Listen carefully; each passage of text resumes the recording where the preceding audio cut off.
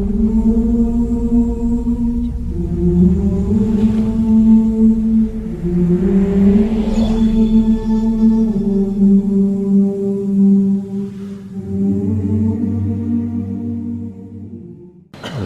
للہ رب العالمین والصلاة والسلام علی رسولہ الکریم وعلی آلہ وصحبہ اجمعین اما بعد یا ایھا الذین آمنوا لا تلہکم اموالکم ولا اولادکم عن ذکر اللہ ومن یفعل ذلک فاولئک هم الخاسرون وانفقوا مما رزقناکم من قبل ان یاتی احدکم الموت فیقول رب لولا اخرتنی الى اجل قریب فاصدق واکن من الصالحین ولن یؤخر اللہ نفسا اذا جاء اجلها واللہ خبیر بما تعملون صدق اللہ العظیم۔ اے ایمان والو، تمہاری اولاد، تمہارے مال تمہیں غافل نہ کر دیں اللہ کی یاد سے، اور جو ایسا کرتا ہے وہی لوگ خاص طور پر ناکام ہیں۔ جو کچھ ہم نے تمہیں دیا ہے اس میں سے خرچ کرو اس سے پہلے کہ موت آئے، اور پھر اس وقت تم کہو یا اللہ پھر تھوڑی مہلت دے دیتا مجھے تو میں خوب کھل کے صدقہ کرتا اور نیک لوگوں میں شامل ہوتا، اور اللہ ہرگز کسی کی کے وقت کو، موت کو مؤخر نہیں کرتا جب اس کا وقت آ جاتا ہے، اور اللہ جو کچھ تم کرتے ہو وہ سب کچھ جانتا ہے۔ قرآن پاک میں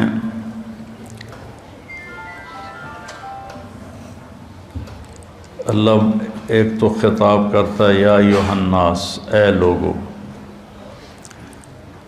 پھر ایک خطاب کرتا ہے یا بنی آدم، اے آدم کی اولاد، پھر ایک خطاب کرتا ہے قل یا ایھا الذین ھادوا، اے یہودیو، پھر اللہ کہتا ہے یا اہل الکتاب، اے اہل کتاب، پھر اللہ تبارک و تعالی کہتا ہے یا ایھا الذین کفروا، اے وہ لوگ جنہوں نے کفر کیا، اور ایک اللہ کہتا ہے یا ایھا الذین آمنوا، اے ایمان والو۔ یہ جو اللہ کا خطاب ہے یا ایھا الذین آمنوا، یہ خاص طور پر اللہ تعالیٰ نے ہم سے بات کی، آپ سے بات کی، کہ پوری دنیا میں اس وقت 8 ارب کے قریب آبادی ہے، جس میں 1.5 ارب مسلمان ہیں، تو اللہ ان سے کہہ رہا ہے، باقی سب سے بات نہیں کر رہا، اب صرف ان سے کہہ رہا ہے جو لا الہ الا اللہ محمد الرسول اللہ کی گواہی دیتے ہیں۔ تو اللہ ان سے کہہ رہا ہے کہ اے ایمان والو، تو کوئی اسپیشل بات ہے جو اللہ کہنا چاہتا ہے، تو اللہ پہ قربان جاؤں کہ 1 کم 90 بھی پورا نہیں۔ یا ایھا النبی قائم مقام ہے یا ایھا الذین آمنوا کے، لیکن اگر ہم یا ایھا الذین آمنوا دیکھیں تو کل 99 دفعہ، اور اس میں بھی تکرار ہے، یا ایھا الذین آمنوا اتقوا اللہ حق تقاتہ، یا ایھا الذین آمنوا اتقوا اللہ ولتنظر نفس ما قدمت لغد واتقوا اللہ۔ تو اس میں بھی یہ نہیں کہ 89 آیات میں ہر دفعہ الگ الگ حکم ہے، نہیں، ان میں تکرار بھی ہے۔ کئی دفعہ ایک حکم کو اللہ یا ایھا الذین آمنوا کے ساتھ بیان فرماتا ہے۔ تو یہ سلسلہ چل رہا ہے کہ اللہ یا ایھا الذین آمنوا کے بعد ہم نے کیا کہتا ہے، تو ہم پیچھے سے شروع ہوئے ہیں، 29ویں پارے سے پیچھے کی طرف آ رہے ہیں۔ تو سب سے آخری جو یا ایھا الذین آمنوا ہے وہ ہے، یعنی شروع کرتا ہے اللہ یا ایھا الذین آمنوا لا تقولوا راعنا، یہ سورہ بقرہ میں ہے کہ اے ایمان والو میرے نبی کو راعنا مت کہا کرو۔ اس میں آداب نبوت ہیں کہ نبی سے کلام کرنے کے کیا آداب ہیں، عام آدمیوں کی طرح ان سے بات نہیں ہو سکتی، اس کے آداب ہیں۔ اور آخری یا ایھا الذین آمنوا ہے، یا ایھا الذین آمنوا توبوا الی اللہ توبۃ نصوحا، اے ایمان والو اللہ کی بارگاہ میں سچی توبہ کرو۔ نصوحا میں بڑی تسلی، لفظ نصوحا میں بڑی تسلی ہے، بہت بڑی تسلی ہے کہ توبہ اگر ٹوٹ جائے اور تم کر لو تو پھر اللہ جوڑ دے گا، پھر ٹوٹ جائے پھر تم سچے دل سے کر لو پھر اللہ قبول کر لے گا۔ میرے نبی کا فرمان ہے کوئی دن میں 70 دفعہ بھی توبہ توڑے اور 70 دفعہ توبہ کر لے تو اللہ اس کی توبہ خوشی سے قبول فرماتا ہے، جیسے پہلی توبہ کو قبول کرتا ہے ویسے ہی 1000ویں توبہ کو بھی قبول فرماتا ہے، چونکہ اللہ پر ہمارے گناہوں کا اثر کوئی نہیں ہوتا۔ میرے اوپر زیادتی ہو تو میں معاف کرنے میں دیر کیوں لگاتا ہوں کہ میرے اوپر اس کا اثر ہوتا ہے، تو مجھے معاف کرنا مشکل نظر آ۔ احضرت الانفس الشح، اللہ تعالیٰ نے بھی کہا کہ معاف کرنے میں تمہارا جو نفس ہے نا وہ بڑا کنجوس اور بخیل واقعہ ہوا ہے۔ تو میں اس لیے معافی میں دیر لگاتا ہوں کہ اگلے کی زیادتی کا ہمارے اوپر اثر ہوتا ہے، اس اثر کو زائل ہونے میں وقت لگتا ہے۔ بہت خوش قسمت ہیں جو اس اثر کو فوراً زائل کر کے معافی مانگنے پہ معاف کر دیں، بہت خوش قسمت ہے جس کو معافی مانگنا آ گیا اور جس سے معاف کرنا آ گیا۔ اللہ اس کو بغیر حساب کی کہہ دے گا تو میرے بندوں کو معاف کرتا رہا۔ ایک حدیث بھی یاد آ گئی، آپ نے فرمایا پچھلی امتوں میں ایک شخص تھا، اس کو اللہ کے سامنے پیش کیا گیا تو اللہ نے اس سے پوچھا تیرے پاس کوئی نیکی ہے آج مجھے دکھانے کے لیے؟ کہنے لگا جی میں تو 0 میٹر کوئی نیکی نہیں، 0 میٹر کوئی نیکی نہیں یا اللہ۔ تو اللہ تعالیٰ فرمائیں گے اچھا تو سوچ کوئی تم نے کوئی خیر کا کام کبھی کیا ہو؟ وہ کہے گا کیتا ہی کوئی نہیں تو دساں کی یا اللہ، بس ایمان دا بول ہے میرے کو اور کچھ بھی نہیں۔ پھر اللہ فرمائیں گے اور غور کر، تو پھر تھوڑی دیر کے بعد وہ کہے گا یا اللہ میں تاجر تھا تھوک کا، تو میں لوگوں کو مال دیتا تھا، جس کو گھاٹا پڑ جاتا تھا اس کو میں معاف کر دیتا تھا۔ میں اپنے نوکروں سے کہتا تھا اس کو معاف کر دو مت لو۔ یہاں مکان لکھوا لیتے ہیں، آئے ہائے مکانوں کو تالے لگا دیتے ہیں کہ ساڑھے پیسے دے، مکان ساڑھے نہ لکھ کے دے۔ بڑا ظلم ہے، بہت ظلم ہے۔ ہماری تجارت کیا ہر شعبہ ہی ظلم سے بھرا ہوا ہے، ہماری عدالتیں ظالم ہیں تو باقیوں کا ظلم تو پھر کیا کہنا۔ تو جس کو گھاٹا پڑ جاتا تھا یا اللہ تو میں اس کو معاف کر دیتا، میں اپنے نوکروں سے کہتا تھا اس کو معاف کر دو۔ اور جو دینے میں ٹال مٹول کرتا تھا، جیسے ہمارے سارے بازار کا ماحول ہے، پیسے پڑے ہوتے ہیں کہتے ہیں اللہ دی قسم ہے کوئی نہیں، اگلے ہفتے آوے آج، یعنی اتنا بڑا جھوٹ بولتے ہیں اور اس پر قسم اٹھا۔ بیوقوف کم از کم قسم تو نہ اٹھا، جھوٹ بول رہا ہے قسم تو نہ اٹھا، لیکن وہ 2 گناہ کرتے ہیں، ایک جھوٹ بولتے ہیں ایک جھوٹی قسم اٹھاتے ہیں، 2 کبیرہ گناہ ہو گئے۔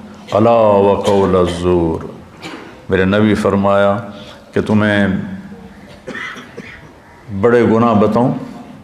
الا اخبرکم باکبر الکبائر، کبیرہ گناہوں کے بھی کبیرہ گناہ بتاؤں؟ الاشراک باللہ، شرک کرنا، حقوق الوالدین، والدین کو رول کے رکھ دینا، روند کے رکھ دینا، ذلیل کر دینا، قتل النفس، بے گناہ کسی کو قتل کرنا، اور آپ ایسے ٹیک لگا کے بیٹھے ہوئے یہ بات کر رہے تھے، پھر ایک دم آپ ایسے سیدھے ہوئے کہا الا وقول الزور، اور جھوٹا بول اور جھوٹا بول اور جھوٹا بول اور جھوٹا بول۔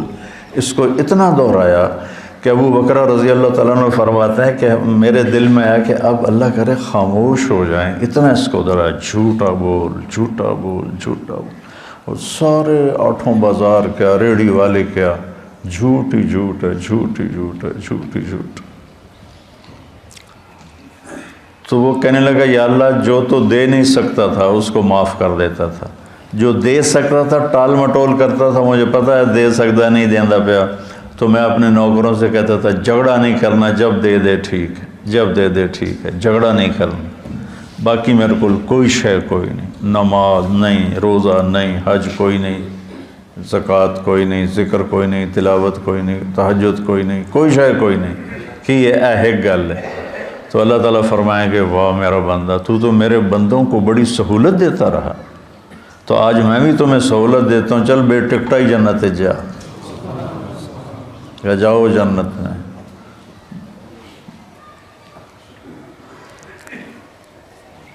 تو اللہ کو تو پرواہ نہیں نا، اللہ اثر سے پاک ذات ہے، لہذا وہ فوری معاف کر دیتا ہے۔ میرے اوپر اثر ہوتا ہے تو میں دیر لگاتا ہوں۔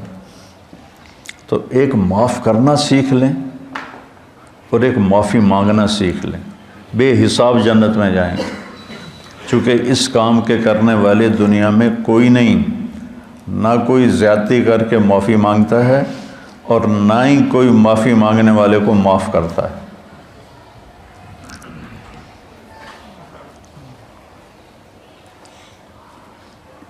تو اللہ تعالیٰ نے توبۃ نصوحا، توبوا الی اللہ توبۃ نصوحا، اے ایمان والو توبہ نصوح کرو۔ نصوح کسے کہتے ہیں؟ سینے کو، ناصح درزی کو کہتے ہیں، ناصح درزی، آج کل خیاط کہتے ہیں، پرانی عربی میں ناصح کہتے ہیں، ناصح ناصح ہوتا ہے، اور من صح سوئی کو کہتے ہیں۔ تو یہ کرتا دھاگے کے ساتھ یہاں سے جڑا ہوا ہے، یہ یہاں سے یہ دھاگے کے ساتھ جڑا ہوا ہے، یہ ہمیشہ جڑے نہیں رہتے، کبھی یہ دھاگے نکل بھی جاتے ہیں۔ جب دھاگے نکل جاتے ہیں تو ہم ان کو دوبارہ سی لیتے ہیں۔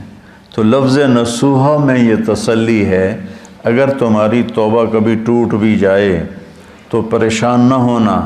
لوگ تمہیں کہیں گے تو عادت بنا لی ہے، ہر چوتھے دن تیری توبہ، کوئی قبول کوئی نہیں، تو میرے پاس آ جا، میری رحمت کا دربار بہت وسیع ہے، تو جب معافی مانگے گا میں معاف کروں، جتنی دفعہ مانگے گا اتنی دفعہ معاف کروں۔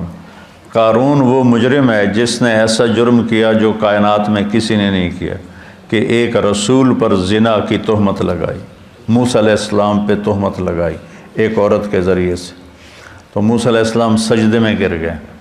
اللہ تعالیٰ نے فرمایا زمین تیرے تابع ہے، جو کہے گا وہ کرے گی۔ تو موسیٰ علیہ السلام کھڑے ہوئے زمین سے کہا ابتلعی، نکل جائے اس کو، تو وہ زمین میں دھنسا، پاؤں اندر چلے گئے، کہنے لگا موسیٰ معافی دے دے، آئندہ نہیں کروں۔ موسیٰ علیہ السلام نے فرمایا اور پکڑ لے اس کو، تو وہ گھٹنوں تک چلا گیا، کہا موسیٰ معافی دے دے، آئندہ نہیں کروں۔ انہوں نے کہا اور پکڑ، وہ اور نیچے چلا گیا، موسیٰ معافی دے دے، آئندہ نہیں کروں۔ وہ معافیاں مانگتا رہا اور موسیٰ علیہ السلام کہتے رہے اور پکڑ اور پکڑ، یہاں تک کہ وہ سارا زمین میں دھنس گیا۔ اس پر قرآن نے 2 رکوع اتارے، اِنَّ قارون کان من قوم موسیٰ فبغى علیہم، پورے قارون کی کہانی اللہ نے سنائی ہے، اور اتنا بڑا اس خبیث کا جرم تھا۔ اور جب وہ زمین میں دھنس گیا تو اللہ تعالیٰ نے جبریل کو بھیجا کہ جا کے کہو موسیٰ سے، موسیٰ تجھ سے معافیاں مانگتا رہا اور تو نے معاف نہ کیا، وَعِزَّتِي لَوْ اسْتَغَاثَ بِي لَأَغَثْتُهُ، مجھے میری عزت کی قسم ایک دفعہ مجھ سے معافی مانگتا، میں اسے معاف کر کے باہر نکال کے کھڑا کر دیتا۔ جو قارون کو معاف کرنے کے لیے تیار ہے، ہم تو اللہ کے حبیب کی امت ہیں، ہمارے پاس تو ایڈوانٹیج بہت بڑا ہے، سفارش بڑی تکڑی ہے پیچھے ہے، بہت تکڑی سفارش ہے پیچھے، 2 جہان کے رسول کی اور اللہ کے حبیب کی۔ اللہ نے کسی نبی کی قسم نہیں کھائی، اللہ نے اپنے نبی کی جان کی قسم کھائی، لعمرک، تیری جان کی قسم۔ اللہ نے کسی کے شہر کی قسم نہیں کھائی، اپنے نبی کے شہر کی قسم کھائی، وَهَذَا الْبَلَدِ الْأَمِينَ۔ اللہ نے کسی نبی کی رسالت پہ قسم نہیں اٹھائی، اپنے نبی حبیب کی رسالت پہ قسم اٹھائی، یاسین والقرآن الحکیم انک لمن المرسلین، مجھے قسم ہے قرآن حکیم کی، آپ میرے رسول ہیں۔ اتنی بڑی ہستی وہ پیچھے ہیں، سفارشی ہیں. اور اس کے باوجود میرے نبی نے فرمایا دیکھو کل قیامت کے دن مجھے رسوا نہ کرنا کہ تم فرائض چھوڑ کر آؤ اور حرام کاریاں کر کے آؤ، پھر مجھے کہو یا رسول اللہ میری جان بچائیں. تو دیکھو آپ نے اپنی بیٹی سے کہا یا فاطمہ بنت محمد انقذی نفسک من النار فانی لا اغنی عنک من اللہ شیئا. فاطمہ اپنے آپ کو جہنم سے بچا، اگر اللہ تعالیٰ نے پکڑ لیا تو پھر میں نہیں چھڑا سکتا. تو اللہ نے ہمیں اپنے حبیب دیے ہیں، ان کی وجہ سے تو اگر ہمارے حبیب نہ ہوتے تو ہم بندر خنزیر بن چکے ہوتے. جو ہم گناہ کر رہے ہیں وہ پہلی امتوں سے ہزاروں گنا زیادہ ہیں، اور جن گناہوں پہ اللہ نے کونوا قردۃ خاسئین، بندر ہو جاؤ ذلیل ہو کر. وجعل منہم القردۃ والخنازیر، اللہ نے خنزیر بنا دیے، کھڑے کھڑے خنزیر بن گئے، بندر بن گئے. اس سے کروڑوں گنا بڑے گناہ ہم کر رہے ہیں، پر ہم انسان ہی ہیں. ہماری شکلیں اللہ نے مسخ نہیں کی کہ پیچھے وہ اپنے حبیب کے آنسو دیکھتا ہے، طائف کا خون دیکھتا ہے، احد کے دامن میں ٹوٹے ہوئے دان دیکھتا ہے. ایسے تمہارا نبی تمہارے لیے کیا کیا قربانیاں کر کے گیا، اور ہم نے کس مہربان کو بھلا دی. کوئی ایسا مہربان لاؤ تو صحیح جس کے سامنے احد پہاڑ ہاتھ باندھ کے کھڑا ہو کہ آپ حکم کریں میں سونا چاندی بن کے قدموں پہ قربان ہو جاؤں گا. اور وہ حبیب رات کے وقت کبھی چارپائی پہ یوں گرتا ہے اور کبھی ایسے ہوتا ہے، حضرت عائشہ ساتھ لیٹی ہوئی، پھر کبھی یوں ہوتا ہے، پھر کبھی یوں ہوتا ہے، اور پھر ایک دم تھوڑا سا آگے بڑھ کے چارپائی کی جو لکڑی ہوتی ہے اس کے اوپر پیٹ کو فکس کر کے ایسے نیچے جھک جاتا ہے، ایسے بالکل نیچے جھک جاتے ہیں، سر زمین کے قریب چلا جاتا ہے. تو اس پر حضرت عائشہ رضی اللہ عنہا پریشان ہو کر اٹھ بیٹھتی ہیں، یا رسول اللہ خیریت، کیا ہوا کیا ہوا؟ تو آپ سیدھے ہوئے اور کہا عائشہ بھوک بہت لگ رہی ہے، بھوک بہت لگ رہی ہے. تھوڑی سی بھوک لگتی ہے نا روزے میں، 3 دن گزر جاتے تھے میرے نبی کے منہ میں ایک دانہ نہیں جاتا تھا. عائشہ بھوک بہت لگ رہی. تو حضرت عائشہ رونے لگی، یا رسول اللہ آپ کے لیے کیا کمی ہے، آپ ہاتھ اٹھائیں ہر شے حاضر ہو جائے گی. کہ نہیں عائشہ اسی فقر میں اللہ سے ملوں گا. میرے بھائی جو نبی تھے وہ اسی طرح فقراء چلے گئے، میں بھی ایسے ہی چلا جاؤں. لوگ اپنی اولاد کے لیے رزق مانگتے ہیں، مانگنا بھی چاہیے، مانگنا بھی چاہیے، مانگنا بھی چاہیے. اللہ کا نبی اپنی اولاد کے لیے کیا مانگ رہا ہے؟ اللہم اجعل رزق آل محمد قوتا، یا اللہ آل محمد کی روٹی مختصر کر دے، گزارے کی کر دے، گزارے کی. تو بہت خوبصورت ہے. سب سے آخری ندا، اے ایمان والو توبۃ النصوح کرو، ایسی توبہ جو اس طرح جڑ جائے دین کے ساتھ کہ جیسے دھاگا، سوئی دھاگا کپڑے کو کپڑے سے جوڑ دیتا ہے اور پھر کسی وجہ سے پھٹتا ہے. تمہاری توبہ بھی ایسی ہو کہ پھٹے نہیں، لیکن اگر پھٹ جائے تو پھر لوجد اللہ توابا الرحیمہ، میرے جیسا مہربان بھی کوئی نہیں، تم آ کے مانگو دیکھو میں کیسے معاف کرتا ہوں. اور آج جو ہے اس میں اللہ تعالیٰ نے ایک چیز کی طرف ہمیں اشارہ کیا ہے، اے ایمان والو تم مال اور اولاد کی وجہ سے اللہ سے غافل نہ ہو، عن ذکر اللہ، اللہ کے ذکر سے غافل نہ ہو جان. ذکر سے مراد سبحان اللہ والحمدللہ نہیں ہے، وہ بھی ہے،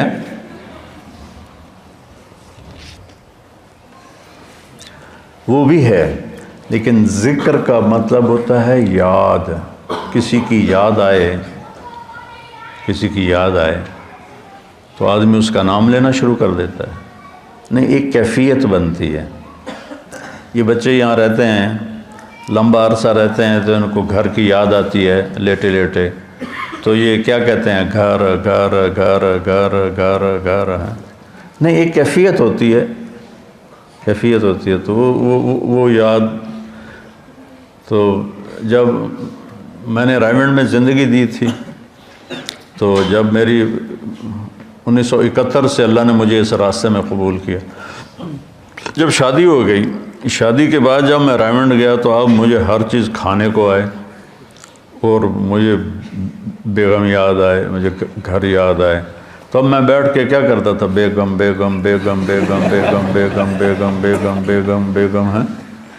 یاد، ذکر ایک کیفیت ہوتی ہے، ذکر ایک کیفیت ہوتی ہے، اس کیفیت کا نام ہے، اس کیفیت کا نام ہے ذکر۔ وہ جو یاد کر کے آپ کو ایک کسک محسوس ہوتی ہے، ایک ہوک سی دل میں اٹھتی ہے، ایک درد جگر میں ہوتا ہے، ہم رات کو اٹھ اٹھ روتے ہیں، جب سارا عالم سوتا ہے، وہ جو ایک کسک محسوس ہوتی ہے اور ایک اندر میں ایک اداسی کی کیفیت بنتی ہے، اس کو ذکر کہتے ہیں۔ پھر سبحان اللہ بھی ذکر ہے، الحمدللہ بھی ذکر ہے، لا الہ الا اللہ بھی ذکر ہے، اللہ اکبر بھی ذکر ہے، لیکن آدمی ہر وقت تو کام کر رہا ہے، ہر وقت تو یہ نہیں زبان سے کہہ سکتا، کام میں مشغول ہوتا ہے۔ تو ہتھ یار کارول دل یار ول، ہتھ کارول، کار ہے کار نہیں، کار پنجابی والا، کوئی جس سے ہم کوئی تجارت کر رہا ہے، کوئی زراعت کر رہا ہے، کوئی کھیتی باڑی کر رہا ہے، اس کو کہتے ہیں کار، کاروبار نہیں کہتے کاروبار۔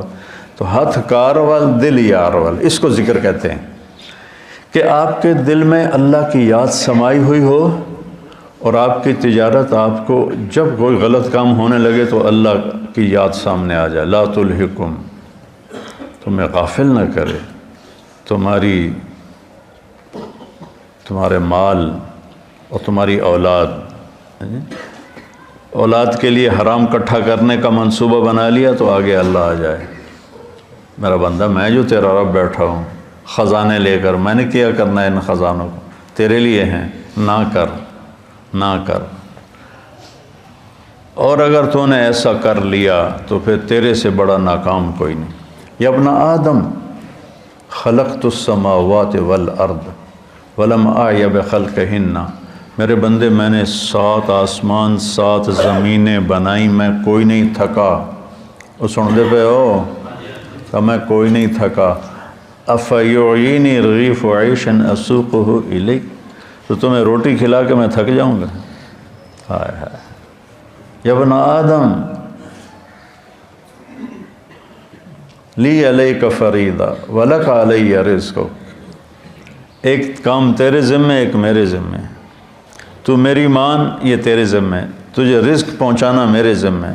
آج تم کہتا ہے کہ کم سود نہیں ہوگا تو کاروبار کیسے چلے گا، جھوٹ نہیں بولوں گا تو بازار میں کیسے بیٹھ سکوں گا، اور اگر میں صحیح تولوں گا تو پھر میرا پروفٹ کم ہو جائے گا۔ اچھا مجھے یہ بتا، اللہ کہتا من اوصل الیک الغذاء وانت جنین فی بطن امک، جب تم ماں کے پیٹ میں پردوں میں چھپا ہوا تھا، اس وقت تمہیں رزق کون دے رہا تھا، کون پہنچا رہا؟ اور اس وقت صرف تو نہیں بن رہا تھا، میں جب ماں کے پیٹ میں بن رہا تھا تو میں اکیلا نہیں بن رہا تھا، میرے ساتھ کروڑوں بچے بن رہے تھے، اور ہر بچے کی سٹیج الگ الگ ہے، ایک کے ناک بن رہا ہے، ایک کا کان بن رہا ہے، ایک کی زبان بن رہی ہے، ایک کی انگلیاں بن رہی ہیں، ایک کے گھٹنے بن رہے ہیں، ایک کے ٹخنے بن رہے ہیں۔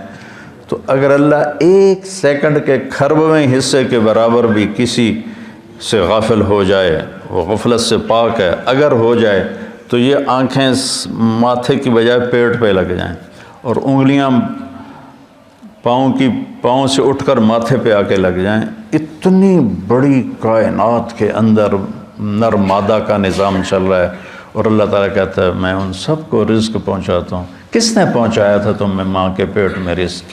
اس وقت کون تھا؟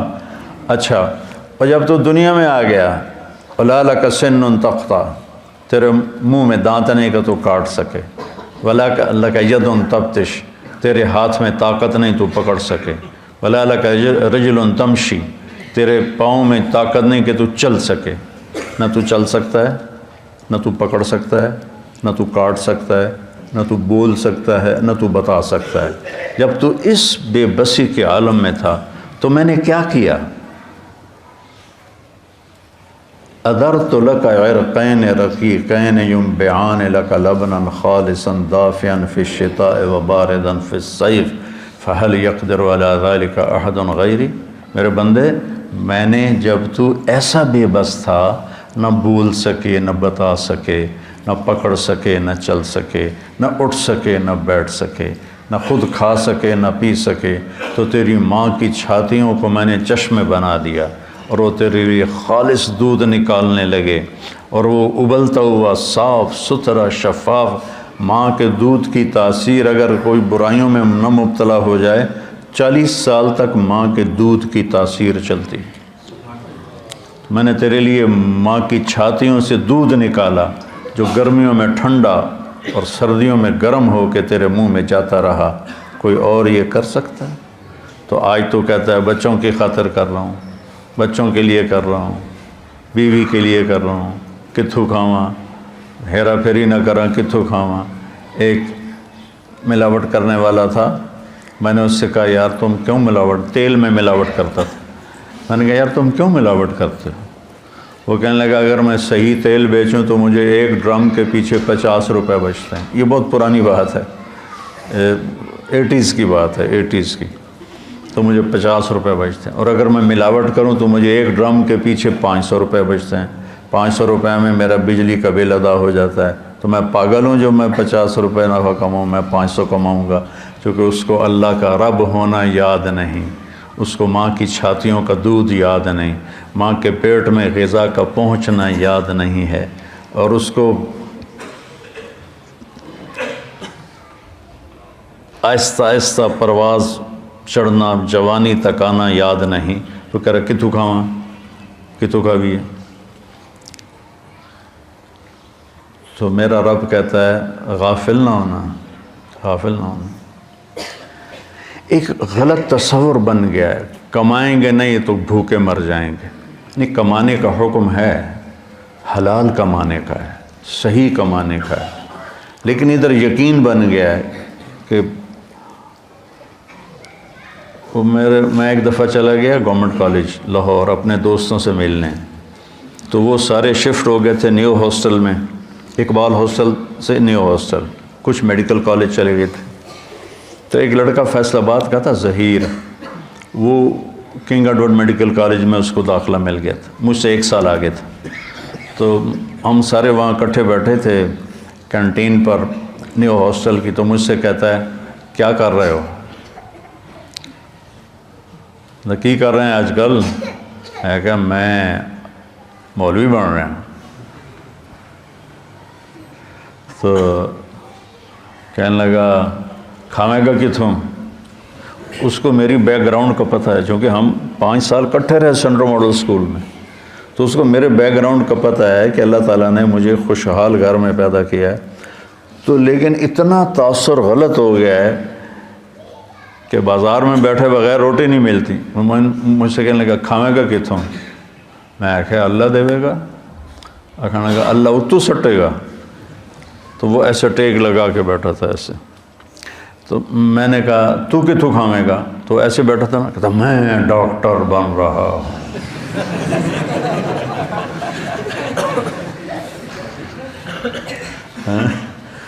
لوگوں دے پیشاب ٹیسٹ کر کر کے تو روٹی کھا سکنا ہے، میں قرآن پڑھا کے روٹی نہیں کھا سکتا۔ لا تلہکم اموالکم ولا اولادکم عن ذکر اللہ، تمہارے مال و اولاد تمہیں اللہ کی یاد سے غافل نہ کریں۔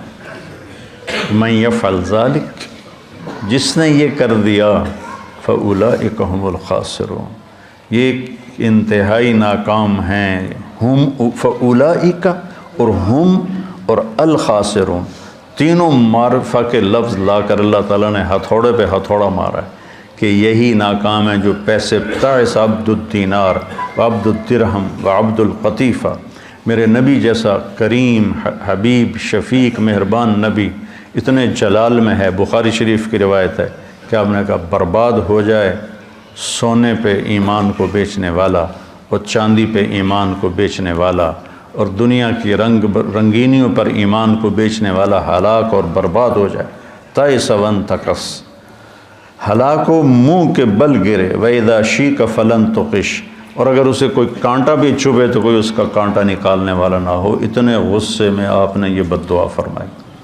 تو میرے بھائیوں کتنا کٹھا کریں گے؟ بہت کٹھا کر لیا، قارون کی طرح اتنا مال کٹھا کیا کہ جس کی انتہا کوئی نہیں، لیکن جب موت کے ساتھ ٹکر کھائے گا زیرو ہو جائیں گے ہم۔ 1 سیکنڈ پہلے طارق جمیل کا لایا جا رہا ہے، 1 سیکنڈ کے بعد اس کو کہہ رہے ہیں ڈیڈ باڈی، نام کو نہیں لے رہا، میت، ڈیڈ باڈی، جنازہ۔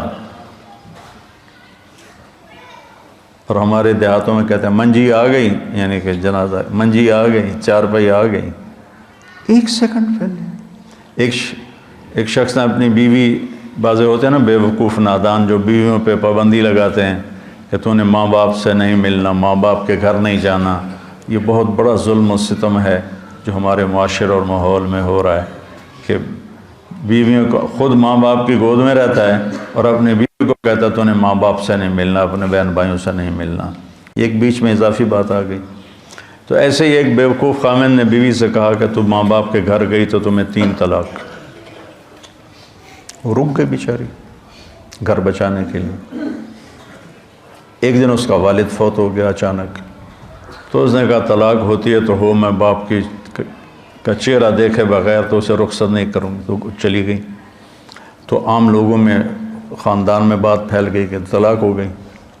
تو جب مفتی صاحب سے پوچھا گیا تو انہوں نے کہا طلاق نہیں ہوئی، کہ وہ اپنے باپ کے گھر نہیں گئی، اس کا باپ مر چکا ہے، اب وہ گھر اس کے بیٹوں کا ہو گیا ہے اور اس کا بھی ہو گیا ہے، تو یہ اپنے گھر گئی ہے، اپنے بھائیوں کے گھر گئی ہے، باپ کے گھر نہیں گئی۔ ابھی باپ کی ڈیڈ باڈی بیڈ روم میں پڑی ہے اور گھر پرایا ہو گیا۔ مال وہی ہے جو ہم نے آگے بھیج دیا، پیسہ وہی ہے جو ہم نے آگے پہنچا دیا۔ امام زین العابدین کے پاس کوئی سائل آتا تھا تو کہتے الحمدللہ، یا اللہ تیرا شکر ہے، تو نے سواری بھیج دی، میرا سامان میرے گھر پہنچانے کے لیے سواری بھیج دی۔ کیا مطلب؟ کہ میں اس کو دوں گا اور میرا یہ دیا تیرے فضل سے آخرت میں پہنچ جائے گا، تو سواری آ گئی میرا سامان میرے گھر پہنچانے کے لیے۔ میرے بھائیو، اللہ کی بارگاہ میں دعا کیا کرو کہ یا اللہ، ہم دیکھو جب موت آئے گی نا تو ساری شکلیں تمہاری نظر سے اوجھل ہو جائیں گی، صرف تمہارا اپنا عمل تمہارے سامنے ہوگا۔ اس لیے اپنے عمل کو خراب نہیں کرنا، اپنے اولاد کے کمانا ہے، رزق حلال کمانا۔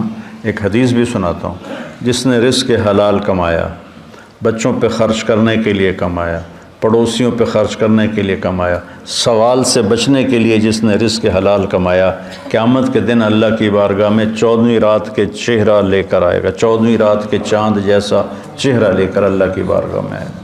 من طلب الدنیا حلالا سعیا علی اہلہ تعطفا علی جارہ استعفافا عن المسئلہ۔ تو قیامت کے دن اللہ کی بارگاہ میں ایسے اٹھے گا کہ اس کا چہرہ 14ویں کے چاند کی طرح چمک رہا ہو۔ رزق حلال کمانا اتنی بڑی عبادت۔ تو بھائیو، یہ کمائیاں ہمیں اللہ سے اور اللہ کے رسول کی یاد سے غافل نہ کریں۔ سبحانک اللہم و بحمدک، اشہد ان لا الہ الا انت، استغفرک۔